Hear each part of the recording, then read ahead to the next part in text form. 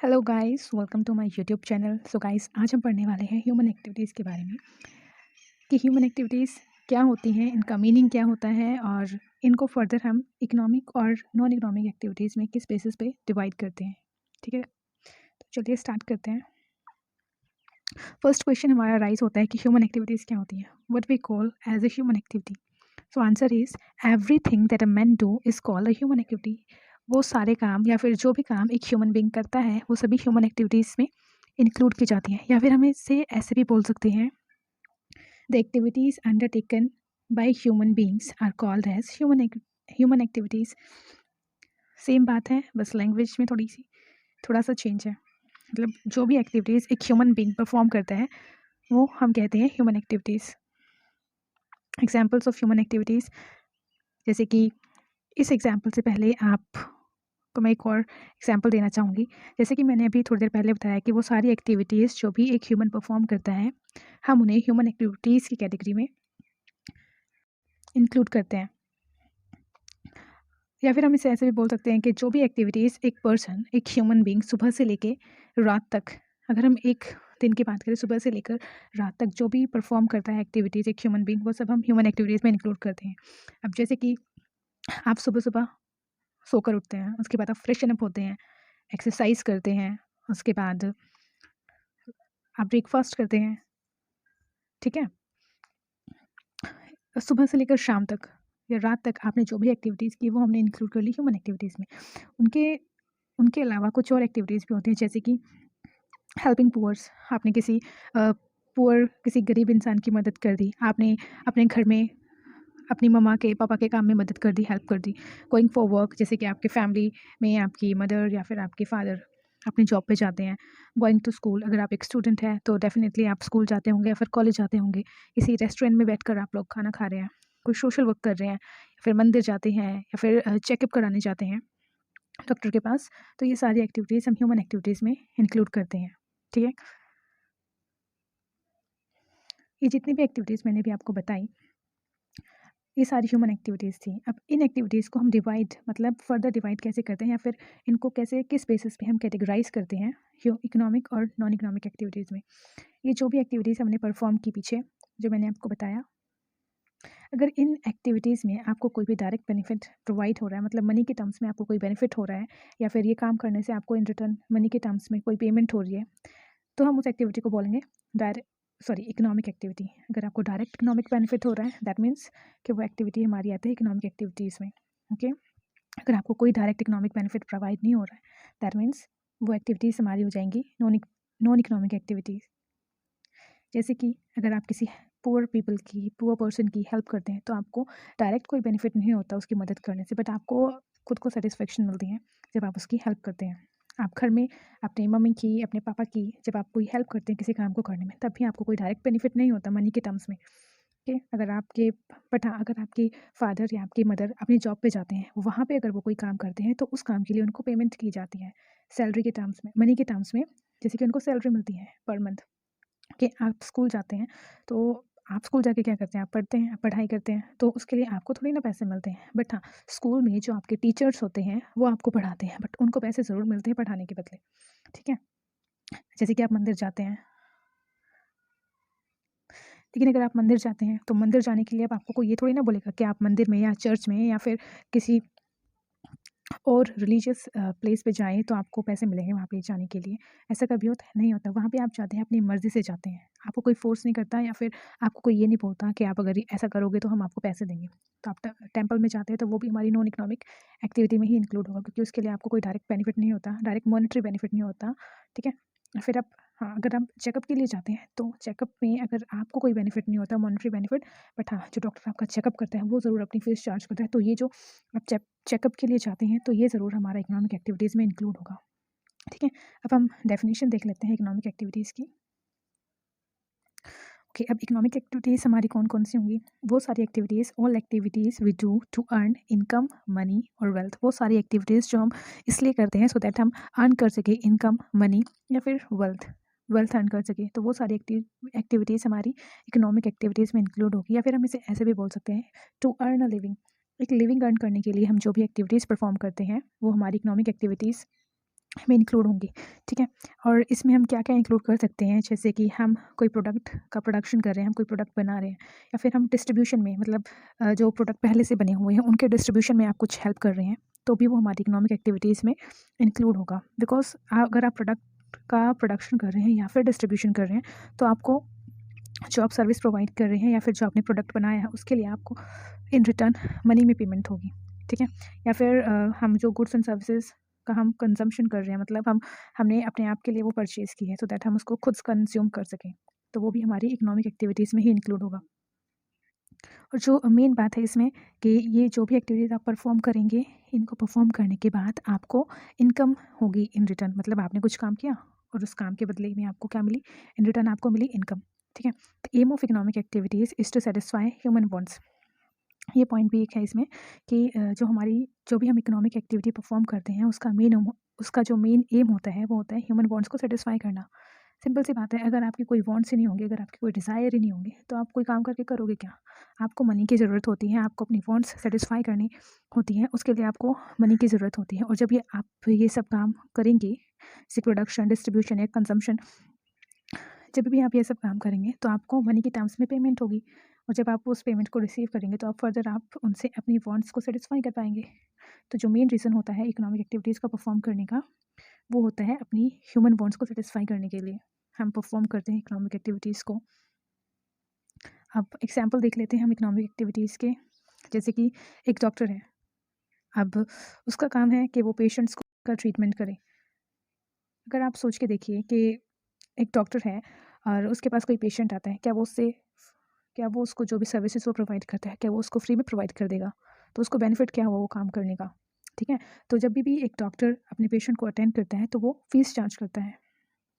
तो इसलिए वो उसने जो फ़ीस चार्ज की, हमें पता चल गया कि उसने वो फ़ीस चार्ज की है, तो वो मतलब मॉनेटरी टर्म्स में उसको वो बेनिफिट मिल गया। तो इसलिए हम एक जो डॉक्टर की जो सर्विसेज़ हैं उनको हम इकोनॉमिक एक्टिविटीज़ में इंक्लूड करते हैं। या फिर हम एक एग्जांपल ले सकते हैं कि एक एम्प्लॉयी है, वो किसी फैक्ट्री में या किसी ऑफ़िस में वर्क कर रहा है। वो जो भी काम कर रहा है उस ऑफ़िस में या फिर उस फैक्ट्री में, उसके रिटर्न में उसको वेजेस प्रोवाइड होती हैं, ठीक है। तो इसलिए ये भी हमारा इकोनॉमिक एक्टिविटीज़ में इंक्लूड होगा। अब एक टीचर की अगर मैं बात करूँ, तो एक टीचर क्या करता है, वो अपनी सर्विसेज प्रोवाइड करता है, वो बच्चों को पढ़ाता है और इन रिटर्न उसको सैलरी पेमेंट की जाती है, ठीक है। तो वो भी इसलिए हमारे इकोनॉमिक एक्टिविटीज़ में आ गया। या फिर हम एक शॉपकीपर की बात कर लेते हैं। एक शॉपकीपर वो क्या करता है, वो आपको गुड्स प्रोवाइड करता है, बट वो फ्री में थोड़ी ना प्रोवाइड करता है, वो आपसे पैसे चार्ज करता है, मनी चार्ज करता है ना। जितना उस गुड्स का या फिर उस सर्विस का जो भी वो प्रोवाइड कर रहा है, जितना उसका अमाउंट होगा, वो उसके लिए वो चार्ज करेगा प्लस अपना प्रॉफिट, ठीक है। और एक शॉपकीपर गुड्स के साथ साथ आपको बहुत सारी सर्विसेज भी प्रोवाइड करता है, और कई बार हो सकता है कि वो जो सर्विसेज वो प्रोवाइड कर रहा है उसके लिए वो अलग से मनी चार्ज कर भी सकता है और नहीं भी कर सकता। और इसके अलावा आप अपने आसपास देख सकते हैं, जो भी एक्टिविटीज़ आप चेक करेंगे आप उनको डिवाइड कर पाएंगे कि ये एक इकोनॉमिक एक्टिविटी है, इकोनॉमिक एक्टिविटी या एक नॉन इकोनॉमिक एक्टिविटी है, ठीक है। जस्ट बिकॉज आपको बस ये चेक करना है कि उसमें मनी की टर्म्स में बात हो रही है या नहीं हो रही है। जैसे कि आपकी मम्मा घर पे जो खाना बनाते हैं या फिर घर के बाकी काम करती हैं, उसके लिए वो कुछ मनी थोड़ी चार्ज करती हैं आपसे, तो वो हमारी नॉन इकोनॉमिक एक्टिविटीज़ में आ जाएगा, ठीक है। या फिर हम इन एसेंस बोल सकते हैं कि इकोनॉमिक एक्टिविटीज़ हमारी क्या होंगी, वो सारी एक्टिविटीज़ जिनमें या तो हम कुछ प्रोड्यूस कर रहे हैं या फिर डिस्ट्रीब्यूशन में हेल्प कर रहे हैं गुड्स एंड सर्विसेज के, या कुछ खरीद रहे हैं खुद के कंजम्पशन के लिए, मतलब आपने कुछ बाय तो किया बट वो अपने कंजम्पशन के लिए किया, तो भी वो इकोनॉमिक एक्टिविटीज़ में इंक्लूड होगा। या फिर फर्दर ट्रेड करने के लिए, ट्रेडिंग के लिए, मतलब आपने सामान परचेज़ किया, गुड्स परचेज़ की, बट वो खुद के कंजम्पशन के लिए नहीं, बल्कि उनको दोबारा सेल करने के लिए आपने वो परचेज़ की है, तो वो भी हमारी इकोनॉमिक एक्टिविटीज़ में इंक्लूड होगी। एक्सचेंजिंग और supplying of commodities and services. Basically हम जो इकोनॉमिक एक्टिविटीज़ में जिन भी चीज़ों की हम बात करते हैं, जो भी एक्टिविटी हम परफॉर्म करते हैं, वो बेसिकली हमारी कमोडिटीज़ और सर्विसेज से रिलेटेड होती है, by people to satisfy their day to day needs of life for monetary consideration. मतलब मनी के टर्म्स में ही होती हैं ये जितनी भी एक्टिविटीज़ हम परफॉर्म करते हैं। बेसिकली इकोनॉमिक एक्टिविटीज़ में मॉनेटरी कंसिडरेशन होना बहुत ज़रूरी है, क्योंकि अगर किसी भी एक्टिविटी में वो मॉनेटरी कंसिडरेशन मतलब मनी की टर्म्स में अगर वो बात नहीं करती है, तो वो उस एक्टिविटी को हम इकोनॉमिक एक्टिविटी में शामिल ही नहीं करेंगे, ओके। नेक्स्ट हमारा नॉन इकोनॉमिक एक्टिविटीज़। अब जैसे कि मैंने आपको बताया कि इकोनॉमिक एक्टिविटीज़ वो सारी एक्टिविटीज़ होती हैं जिसमें हम मनी के टर्म्स में बात करते हैं, या फिर मनी या इनकम अर्न करने के लिए या फिर वेल्थ अर्न करने के लिए हम जो भी एक्टिविटी परफॉर्म करते हैं उनको हम इंक्लूड करते हैं इकोनॉमिक एक्टिविटीज़ में। बट नॉन इकोनॉमिक एक्टिविटीज़ में ऐसा बिल्कुल भी नहीं है। ये जो एक्टिविटीज़ हैं ये परफॉर्म की जाती हैं with the purpose of rendering services, मतलब किसी दूसरे इंसान को सर्विस प्रोवाइड करना without any consideration to financial gain. और वो इस पर्पस के लिए हम वो सर्विसेज नहीं करते कि आपको कोई फाइनेंशियल गेन होगा या फिर आपको बाद में कोई मनी मिलेगी, इसलिए हम ये एक्टिविटीज़ परफॉर्म नहीं करते। ये बेसिकली ह्यूमन सेंटिमेंट से रिलेटेड होती हैं ये एक्टिविटीज़। इनका परफॉर्म करने का इमोशनल रीज़न भी होता है कि किसी, जैसे कि अपने फैमिली मेम्बर्स की हम बात कर सकते हैं, उनसे हम इमोशनली जुड़े होते हैं। अगर हम उनके लिए कोई काम करते हैं तो हम उनसे कुछ चार्ज नहीं करेंगे। क्यों नहीं करेंगे हम चार्ज? क्योंकि हमें पता है हमारी फैमिली है और हम पैसों के लिए वो काम नहीं करते। हम अपने आप को सेटिस्फाई करने के लिए कि चलो ठीक है, हमने अपनी फैमिली मेम्बर्स की मदद की, या फिर आप मतलब ये सब काम करने से आपको खुद को एक सेटिस्फेक्शन मिलती है अंदर से, आपको अच्छा लगता है, आपको कोई फोर्स नहीं करता ये सब काम करने के लिए। और ना ही आप इनमें मॉनेटरी बेनिफिट ढूंढते हैं कि अगर आपने ये काम किया तो आपको ये चीज़ मिलेगी इन रिटर्न। ठीक है, these activities do not have economic motive, इसमें कोई इकोनॉमिक मोटिव नहीं होता किसी का। And are undertaken on account of love affection, मतलब आप किसी से प्यार करते हैं, जैसे कि आप अपनी मदर से, अपने फादर से प्यार करते हैं। ठीक है, सेल्फ सेटिस्फेक्शन, अपने आप के सेटिस्फेक्शन के लिए आप परफॉर्म करते हैं, या कोई सोशल, कल्चरल या फिर रिलीजियस रीज़न है वो सब एक्टिविटीज़ परफॉर्म करने का। ठीक है,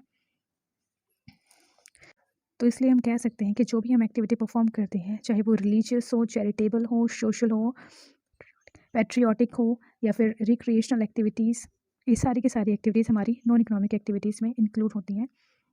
जैसे कि रिलीजियस एक्टिविटीज़ में आप वर्शिपिंग गॉड, आप जो अपने भगवान की पूजा करते हैं, अर्चना करते हैं, उसके लिए आपको कोई फोर्स नहीं करता, या फिर आपको कोई ये नहीं बोलता कि अगर आप ये सब काम करेंगे तो आपको पैसे मिलेंगे। वो सब आप इसलिए करते हैं क्योंकि वो आपकी इच्छा होती है, आपका बिलीफ होता है उस गॉड में, तब आप वो सब काम करते हैं। या फिर आप किसी टेंपल में विजिट कर रहे हैं, आप अपनी मर्ज़ी से करते हैं, आपको कोई फ़ोर्स नहीं करता कि आप इस टेंपल में जाएँ, या फिर आप इस चर्च में जाएँ, या फिर आप इस गुरुद्वारे में जाइए, आपको कोई फ़ोर्स नहीं करता, आपका मन करता है, आप इसलिए जाते हैं। ठीक है, charitable and social welfare activities, मतलब वो सारी एक्टिविटीज़ जो हम चैरिटी के लिए करते हैं या फिर सोशल वेलफेयर के लिए करते हैं। जैसे कि डोनेशन टू अंडर प्रिविलेज्ड, मतलब कोई गरीब पर्सन है, आपने उसकी मदद कर दी, आपने उसको कुछ डोनेट कर दिया, दैट मीन्स कि ये एक नॉन इकोनॉमिक एक्टिविटी है, आपको कोई फाइनेंशियल बेनिफिट नहीं होने वाला इस एक्टिविटी से, बट फिर भी आप अपनी मर्ज़ी से, अपनी खुशी के लिए आप उनको डोनेट कर रहे हैं। या फिर आप बोल सकते हैं किसी कंट्री में, जैसे कि कई सारी कंट्रीज़ में वॉर की सिचुएशन ज़्यादातर अराइज़ होती ही रहती है, या फिर कोई नेचुरल कैलेमिटीज़, जैसे कि कहीं बाढ़ आ गई, अर्थक्वेक आ गया, उस सिचुएशन में अगर आप कहीं जो लोग अफेक्टेड हुए हैं उनकी मदद करने के लिए आप अपनी सर्विसेज प्रोवाइड करते हैं, दैट मीन्स आप एक नॉन इकोनॉमिक एक्टिविटी परफॉर्म कर रहे हैं, आपको कोई पैसे नहीं मिलते, आप वॉलेंट्री वहाँ जाकर उन लोगों की मदद करना चाहते हैं और आप मदद करते हैं। ठीक है, फैमिली कमिटमेंट एक्टिविटीज़, ये जो एक्टिविटीज़ होती हैं ये dedicated and inspired by family, मतलब फैमिली के लिए होती है, जो हम अपनी मर्ज़ी से अपनी फैमिली के लिए जो भी काम हम करते हैं। जैसे कि एक टीचर है, अगर वो स्कूल में पढ़ाता है, दैट मीन्स वो एक इकोनॉमिक एक्टिविटी परफॉर्म कर रहा है, मतलब क्योंकि वो अगर स्कूल में अपनी सर्विसेज प्रोवाइड करेगा तो उसको वहाँ से सैलरी मिलेगी। ठीक है, बट अगर वही टीचर अपने खुद के बच्चों को पढ़ाता है, घर पे पढ़ाता है, तो क्या वो उससे पैसे चार्ज करेगा? नहीं ना। तो वो हमारी एक, अगर वो खुद के बच्चों को घर पे पढ़ाता है, दैट मीन्स वो एक नॉन इकोनॉमिक एक्टिविटी परफॉर्म कर रहा है। बट वही टीचर अगर अपने स्कूल के बच्चों को पढ़ा रहा है, दैट मीन्स वो एक इकोनॉमिक एक्टिविटी परफॉर्म कर रहा है। Second example is a doctor consulting his family, एक डॉक्टर है, अगर उसके पास कोई पेशेंट आता है अपना इलाज कराने के लिए, तो वो उनसे फ़ीस चार्ज करेगा। बट अगर वही डॉक्टर अपनी फैमिली का चेकअप करता है तो वो उनसे कोई पैसे चार्ज नहीं करेगा।